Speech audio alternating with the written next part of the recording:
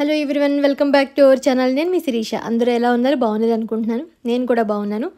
ఈరోజు శిరీష అంటే గార్డెన్లో కూర్చుంది వచ్చి అంటే ఏదో మళ్ళీ వెజిటబుల్స్ ఏదో మీకు చూపించాలనుకుంటుందని మీరు గెస్ట్ చేసి ఉండొచ్చు. కరెక్ట్. అంటే దొండకాయలు, మామిడికాయలు ఏవో మీరు ఇంతకుముందు చూశారు, కానీ ఈసారి మీకు అంటే లాస్ట్ టైం కూడా చూపించినట్టున్నానేమో వంకాయలు. అంటే వంగరంతా లాస్ట్ టైం పెట్టామన్నమాట. ఒక 2 months ఎగో 1.5 month అయినట్టుంది పెట్టి. అవేంటంటే ఇప్పుడు కరెక్ట్గా కాయలు రెడీ అవుతున్నాయి. లాస్ట్ టైము ఒక 2-3 కోసినప్పుడు ఏంటంటే కొంచెం పెద్ద సైజ్ అయిపోయాయి. అమ్మో ఎలా ఉంటాయో అని అనుకున్నాను, కానీ ఈసారి కూడా అంటే ఆకుల మధ్యలో కనిపించవు. 1-2 పెద్దవైతే ఏం కోస్తానులే, అన్నీ కలిపి ఒకసారికి వస్తే ఒక అరకిలో అయితే మనకి ఒక కర్రీకి వస్తుంది కదా అని చెప్పని ఇంకా లేదు, కోసేయాలి. మరీ పెద్దవైపోతే ఏదైనా వచ్చేస్తాయేమో గిజర లోపల అనుకుంటున్నాను. అందుకని వంకాయలు అవి కోసి మీకు కూడా చూపెడదాం సరదాగా. దాంతోపాటు ఈ వంకాయలతోటి కొత్త మంచి 2 రెసిపీస్. అంటే నేనైతే ఒక రెసిపీ ఇప్పటివరకు ట్రై చేయలేదు, ఫస్ట్ టైము మా రమ్మ చెప్పింది అనమాట. సో మీకు కూడా అది చూపెడదాం అనుకుంటున్నాను. దాంతోపాటు మాకైతే ఫేవరెట్ ఇది, అత్తయ్య గారు చేసిన, అమ్మ వంట చేసిన. మా వారికి అయితే వంకాయ అంటే ముందే ఇష్టం. అందుకని అన్ని కూరల్లోకి రారాజు అని చెప్పాలేమో అనిపిస్తుంది మనకు. అందుకనే వంకాయ మీద పాట కూడా ఉంది. ఆహా ఏమి రుచి అనరామై మరచి రోజు తిన్నా మరి మోసే తీరనిది తాజా కూరలలో రాజా ఎవరంటే ఇంకా చెప్పాలా వంకాయేనండి. ఆహా ఏమి రుచి అనరామై మరచి. ఎందుకంటే వంకాయ అంటే ఏదైనా మెయిన్ పెద్ద పెద్ద అకేషన్స్ అంటే వంకాయ కూర ఖచ్చితంగా ఉండాల్సిందేను. మా దాంట్లో అయితే మరీ ఇంకా వంకాయతో ఎన్ని వెరైటీస్ చేసినా ఏది తింటే అది స్పెషల్ అని అనిపిస్తుంది, అంత బాగున్నట్టు ఉంటాయి. అందుకని వంకాయతో స్పెషల్గా ఏం చేస్తున్నాను అనేది వీడియోలో చూద్దరు. కానీ దానికన్నా ముందు మొదటిసారి మన ఛానల్ ఎవరైనా చూస్తుంటే కనుక ఛానల్ సబ్స్క్రైబ్ చేసుకోండి. పక్కనే ఉన్న బెల్ ఐకాన్ క్లిక్ చేసి ఆల్ క్లిక్ చేస్తే కొత్త వీడియోస్ పెట్టగానే మిస్ కాకుండా చూడగలుగుతారు. డిస్క్రిప్షన్లో కూడా ఒకసారి లింక్స్ ఉంటే చెక్ చేయండి. ఇన్స్టాగ్రామ్లో కూడా నాకు ఎవరైనా మెసేజ్ అనుకున్నప్పుడు తప్పకుండా చేయొచ్చు. ఇదంతా సరే, కానీ మనకి ఆషాఢ మాసం వచ్చేసింది. ఆల్రెడీ నవరాత్రులు అందరూ చేసుకుంటున్నారు, అమ్మవారికి సంబంధించిన అని చెప్పనుకున్నాం కదా. ఆషాఢ మాసం అనగానే మనకి మెయిన్గా గుర్తొచ్చేది కొన్ని ముఖ్యమైన పనులు మనం చేయాల్సి ఉంటాయి. ప్రతి మాసానికి సంబంధించిన విశిష్టత ఉంటుంది. ఆ మాసంలో మనం ఖచ్చితంగా చేయాలి. ఎందుకంటే ఇవి ఏదో మన కోసం అని కాదు, కాలానుగుణంగా వచ్చే మార్పులు మన శరీరాన్ని మన వాటికి తట్టుకునేటట్టుగా కొన్ని పనులు మనం చేయాల్సి వస్తుంది. కాబట్టి దాంట్లో లాగానే మనం మునగాకు పప్పు వేసుకోవడం కానీ, ఆషాఢ మాసం ప్రత్యేకం అంటూ ఉంటారు కదా. అలాగే గోరింటాకు పెట్టుకోవడం, తెలగపిండి ఏదైనా తెలగపిండి చేసుకుని కూర సంబంధించిన చేసుకుని తినడం కానీ, ఇవన్నీ ఎందుకు చేసుకోమంటారు, ఏంటి వీటి వెనకాల రహస్యం ఏంటి అనేది కూడా ఈరోజు వీడియోలో నేను తెలుసుకుంటూ మీకు కూడా షేర్ చేద్దాం. ఎందుకంటే చిన్న చిన్న కథల రూపంలోనే వాటి విశిష్టత గురించి మనకి మెసేజ్ వచ్చినప్పుడు అవును కరెక్టే కదా. ఎందుకు అంటే ఇప్పుడు వాళ్ళకైతే మేబీ తెలియకపోవచ్చు, పెట్టుకోమంటున్నారు, ఎందుకు పెట్టుకోమంటున్నారో తెలియదు, ఎందుకు వండుకోవాలి అని ఉంటుంది కదా. సో మన నెక్స్ట్ జనరేషన్ కూడా దాని గురించి తెలుస్తుందని చెప్పని, మనం కూడా మారిపోకుండా మనం కూడా ప్రతి సంవత్సరం వాటిని పాటించాలని చెప్పని, మళ్ళీ ఇంకొకసారి తెలియని వాళ్ళకి తెలుస్తుందని చెప్పి షేర్ చేద్దాం అనుకుంటున్నాను ఇన్ఫర్మేషను. అందులో మామూలుగా మంచిగా ముగ్గు పెట్టేసుకుని ఇంట్లో పనులు. మండే అనగానే కొంచెం బద్ధకంగా అనిపిస్తుంది, ఎందుకంటే మళ్ళీ యాజ్ యూజువల్గా సెలవు తర్వాత మళ్ళీ ఉదయాన్నే లేవడం, పిల్లలకి బాక్సులు అన్నీ హడావిడి చూసుకుంటూ రావడం అవి ఉంటాయి కదా. సో వాటన్నిటినీ మండే కొంచెం బిజీగా ఉంటుంది షెడ్యూల్ అంతాను. అందులో సాటర్డే సండే వ్లాగ్ని ఈరోజు నేను వీడియోలో షేర్ చేద్దాం అనుకుంటున్నాను అనమాట. ఫస్ట్ వచ్చి మనం ఆషాఢ మాసంలో మునగాకు ఎందుకు తినాలి అందని చెప్తాను. దానికన్నా ముందు వంకాయ నేను చెప్పాను ఒక 2 సింపుల్ రెసిపీస్ అని చెప్పాను కదా. ఫస్ట్ వచ్చేసి అది, ఎందుకంటే మా పెరట్లో కాబట్టి అలా కోసిన వెంటనే వండుకొని తినేయాలి అన్నంత భలే అనిపించింది. ఒక 2 కాయలేమో మా మెయిడ్కి ఇచ్చాను, తను కూడా ఏదైనా చేసుకుంటుందని చెప్పని. ఈ 2 అయితే నా చెయ్యి సరిపోనంత కాయలు ఉన్నాయి, మిగతావన్నీ చిన్న సైజు. అయ్యో నేను 2 కాయలు పెద్ద సైజు అట్టు పెట్టేసానేమో, ఎలా ఉంటాయని భయం వేసింది. సరే నిన్న సండే కదా, కాస్త ప్రశాంతంగా వంట వండొచ్చు అని చెప్పని, అప్పుడే మనకి ఏదైనా అంటే చెప్పానుగా ఆషాఢ మాసం ప్రత్యేకించి వండాల్సిన వర్కింగ్ డేస్లో అంటే హడావుడిగా ఉంటుంది కాబట్టి ముందు రోజు రాత్రి మునగాకులు కూడా తెచ్చుకున్నాం అనమాట. ముఖ్యంగా మనం మునగాకు పప్పు వేసుకుంటే చాలా మంచిది. ఎందుకంటే ఇది ఆషాఢ మాసంలోనే మనకు మునగాకు తినే సాంప్రదాయం ఇప్పటిది కాదు, ఎప్పటి నుంచో ఉంది మనకి.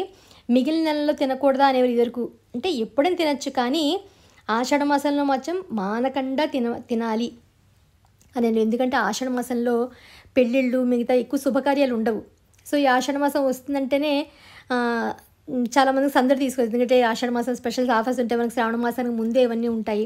అలాగే మబ్బులు అవి పట్టడం, వర్షాలు రావడం, మామూలుగా గ్రామ దేవతలు కొంచెం జాతర అవి చేస్తూ ఉంటారు. మామూలుగా ఇప్పుడు ఆషాఢ శ్రావణం బోనాలు అవి ఉంటాయి మనకి. అవన్నీ ఏంటంటే మనం ముందుగానే ఈ పండగల ముందుగానే చక్కగా అరిచేయి మనకి ఎర్రగా గోరింటాకు పండాలని చెప్పని. అలాగే మనం తడి నది తిరుగుతూ ఉంటాం, వర్షాకాలం అంటే నీళ్ళల్లో ఎక్కువ నానుతూ ఉంటాము, గోళ్ళు అవి పుచ్చిపోతూ ఉంటాయి మనకి. అంటే ఇదివరకు పూర్వకాలం వాళ్ళు అలా ఉండేవారు, చెప్పులు వేసుకోకుండా ఉండేవారు. కాబట్టి వాటి వల్ల వేళ్ళకి గోళ్ళకి ఏమైనా ఇబ్బంది కలుగుతుందని చెప్పని ఇవి పెట్టుకోవడం వల్ల ఒంట్లో వేడి పెరిగి ఇటువంటి సమస్యలు ఏమీ రాకుండా ఉంటాయి. గోళ్ళు పుచ్చిపోవడం కానీ, కాళ్ళు పగిలిపోయి కళ్ళలో ఇన్ఫెక్షన్స్ రావడం అవి ఉండకుండా ఉంటుందని గోరింటాకు పెట్టుకోవాలి, పారాణి పెట్టుకోవాలి అని చెప్పని ఈ సీజన్లో నేరేడు పండ్లు ఒకటి దొరుకుతాయి, తాటికాయలు దొరుకుతాయి. ఇవన్నీ మనం ఆ సీజన్లో దొరికే పళ్ళు తినడం వల్ల మన అనారోగ్యం పాడవకుండా ఆ సీజన్ వచ్చే ఇబ్బందులు ఏమైనా ఉంటే మనం తట్టుకుని నిలబడడానికి తినమంటూ ఉంటారు మనల్ని.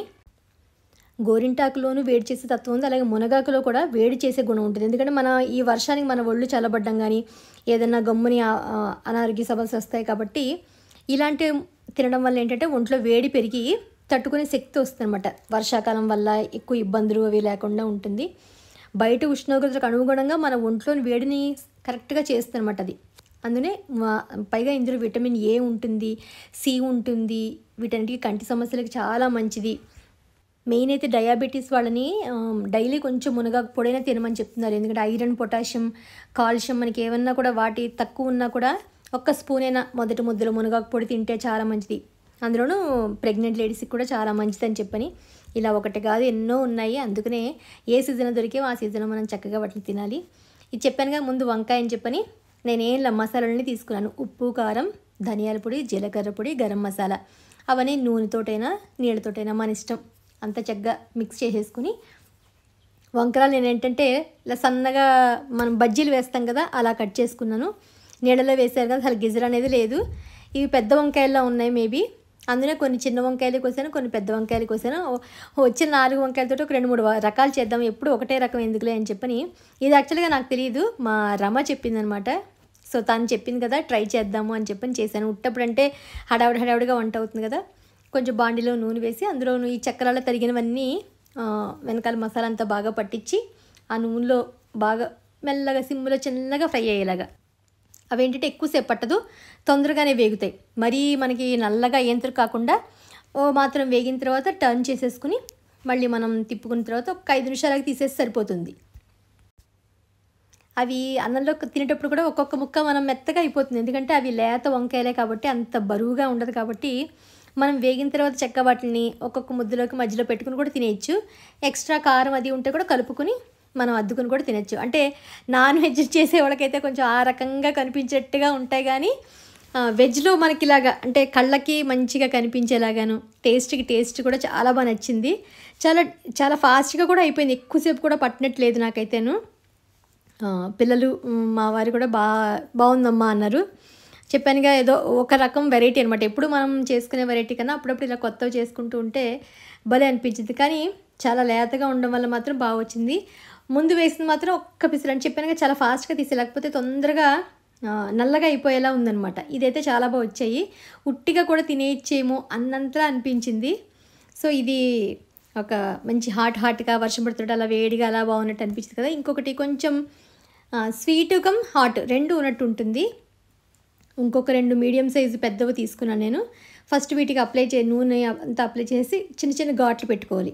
ఎందుకంటే ఇది కాల్చిన బండ పచ్చడి అంటాం కదా మనం, ఆ టైప్ చేస్తున్నాను నేను. ఎందుకంటే నాకు మా వారికి అయితే చాలా ఇష్టం ఇది. పిల్లలు అయితే ఇష్టపడరు కానీ మాకైతే చాలా ఇష్టం. మీరు కూడా ఇలాగే ప్రాసెస్ చేస్తారో లేదో నాకు ఐడియా లేదు, కానీ మేమైతే ఇలా చేస్తాము. అందులో చెప్పానుగా పెరటి వంకాయలు కాబట్టి ఆర్గానిక్గా పండిన కాసినవి కాబట్టి ఇంకా టేస్టీగా అనిపిస్తున్నాయి, మరి ఏంటో తెలియదు. స్టవ్ వెలిగించి చిమ్టా ఏదైనా పెట్టుకుంటే బాగుండేది, నా దగ్గర అది అవైలబుల్గా లేదు. ఆ రెండింటిని కొంచెం చుట్టుపక్కలకి తిప్పుతూ కాయ అంతా చక్కగా మంచిగా కాలేలాగా మగ్గేలాగా కాల్చుకొని పక్కన పెట్టుకున్నాక చల్లారాక దీన్ని తొక్క తీసి మనం పెట్టుకోవడమే. రెండింటిని పెట్టడం కష్టంగానే ఉంది, అది ఎక్కడ పెట్టానో తెలియదు. పొద్దున్నే వెతకలేక ఇంక సర్లే అని చెప్పని అనుకున్నాను. మొత్తానికి అయితే చక్కగా వేగిపోయి ఇప్పుడు స్టవ్ వెలిగించి చిన్నగా బాండి పెట్టుకుని కొంచెం నూనె వేసుకుని పోపు సామాన్లన్నీ వేసేసుకున్నాను ఫస్ట్ నేను. పచ్చిమిరపకాయలు, ఎండుమిరపకాయలు, కరివేపాకు మిస్ అయ్యాను. అలాగే సన్నగా తరిగిన ఉల్లిపాయ. ఆ ఉల్లిపాయ కూడా వేగిన తర్వాత అప్పుడు కొంచెం కొత్తిమీర, సన్నగా తరిగిన కొత్తిమీర కూడా వేసేసుకుని, నేను యాక్చువల్గా పొద్దున్న వీడియో తీద్దాం అనుకునే సరికల్లా స్టోరీస్ అంతా నాది నిల్లని చెప్పని అసలు కెమెరా కదలదు. ఎప్పుడైనా పెట్టక ఏదో వంట చూపిద్దాం అనుకున్నప్పుడే నన్ను ఇలా ఏడిపిస్తుంది ఫోను.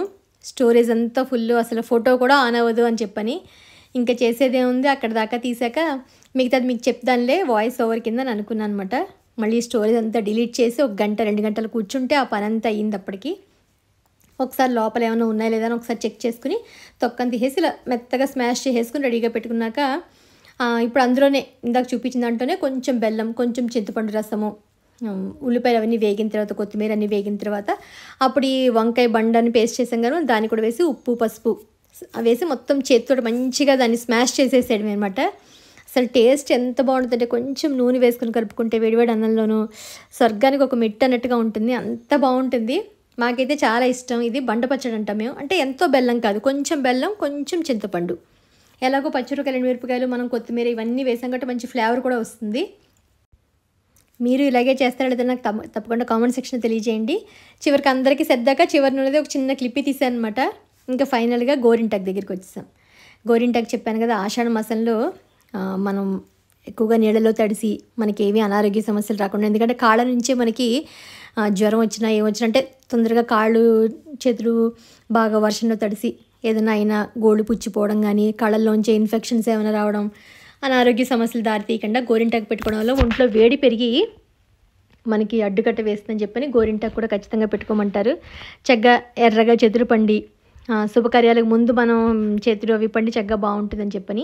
అలాగే అరికాళ్ళల్లో మాత్రం కంపల్సరీ వేసుకోమంటారు. నేను, మా అమ్మాయి అందరం, మా అబ్బాయి తప్ప అందరం పెట్టుకున్నాము అందరం గోరింటాకు.